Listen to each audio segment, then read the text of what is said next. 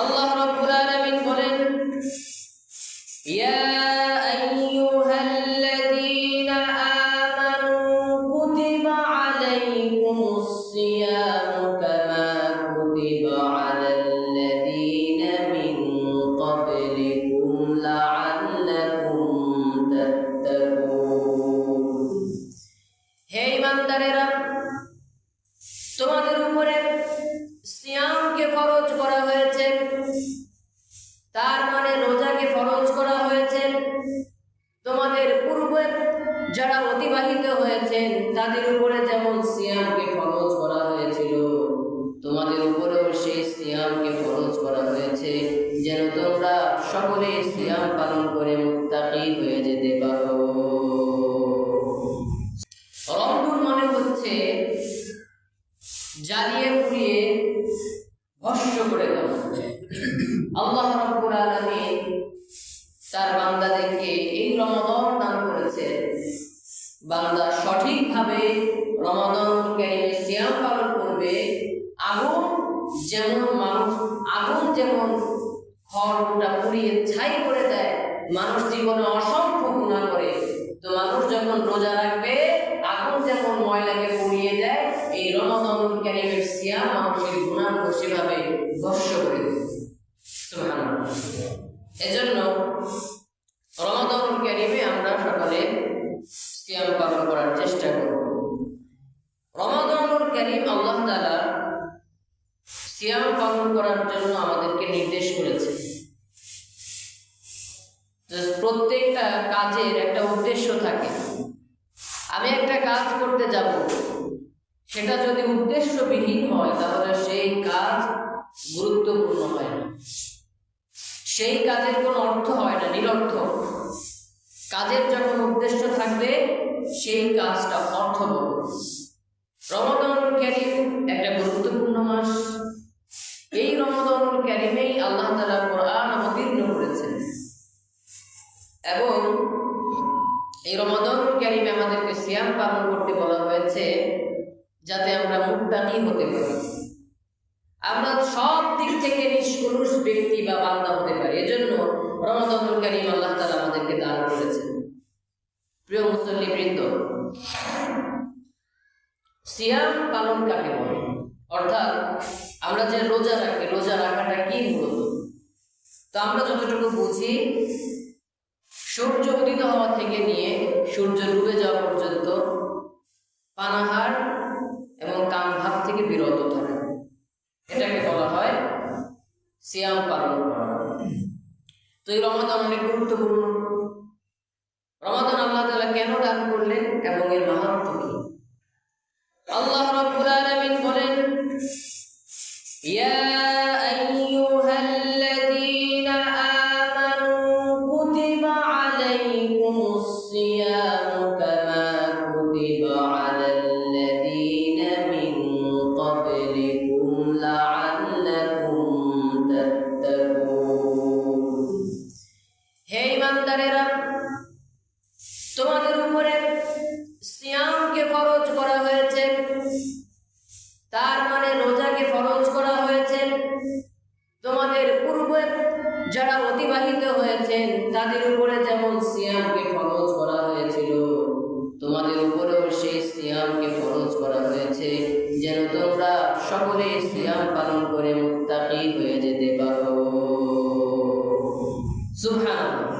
তো সিয়াম পালন করার উদ্দেশ্য কি? আমাদেরকে মুত্তাকি হয়ে যেতে হবে। দুনিয়াতে মানুষ অনেক কাজ মানুষকে দেখানোর জন্য করে, কিন্তু যে ব্যক্তি রোজা রাখে এই রোজাটা মানুষকে দেখানোর জন্য করে না। ইচ্ছা করলে তো বাথরুমের ভেতরে গিয়ে একজন পানি পান করতে পারে, পুকুরে গোসল করতে গেল ডুব দিয়ে পানি পান করতে পারে, কিন্তু বান্দা এটা করে না। কার ভয়ে? আল্লাহর ভয়ে বান্দা এই কাজ করে না, আল্লাহকে ভয় পায়।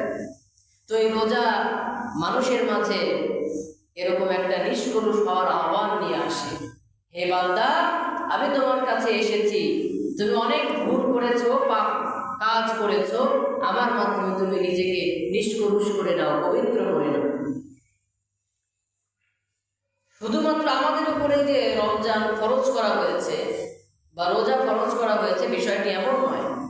আমাদের পূর্বে যারা অতিবাহিত হয়েছে তাদের উপরও সিয়াম সাধনা ফরজ ছিল, তবে পদ্ধতি আর ধরন ভিন্ন ছিল। আমরা যে পদ্ধতিতে সিয়াম পালন করছি অথবা আমরা যেভাবে যেই টাইমে সিয়াম পালন করছি, হয়তো এই টাইম আর পদ্ধতি ছিল না, কিন্তু সিয়াম সাধনা প্রত্যেকটি জাতির মধ্যে আল্লাহ দিয়েছেন যেন তারা সিয়াম পালন করে নিজেদের অন্তরটাকে পরিষ্কার পরিচ্ছন্ন করতে হবে। আমাদেরকে মুত্তাকি হতে হবে। মুত্তাকি কাকে বলে? মুত্তাকির একটা ব্যাখ্যা আছে।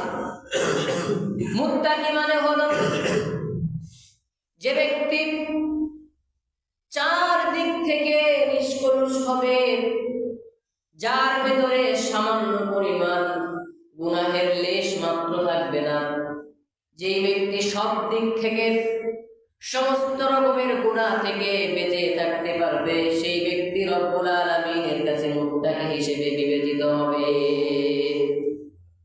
এর দৃষ্টান্ত যদি আমি আপনাদেরকে দিই তাহলে আপনারা সহজেই বুঝতে পারবেন মুত্তাকি কাকে বলে বা কিভাবে জীবনযাপন করলে ব্যক্তি মুত্তাকি হতে পারে।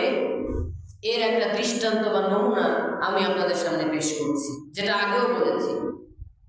মুত্তাকির দৃষ্টান্ত বুঝতে গেলে আপনাকে এভাবে বুঝতে হবে। মনে করুন আপনি গিরিপথের মধ্য দিয়ে হেঁটে চলছেন, যার দুই পাশে কাঁটা বিশিষ্ট গাছ। আপনারা অনেক সময় বিলের মধ্যে চলেছেন না, কিছু গাছ থাকে ছোট ছোট কাঁটা জামার ভিতরে বিধে, তো এটা ছাড়াতে কিন্তু অনেক কষ্ট হবে।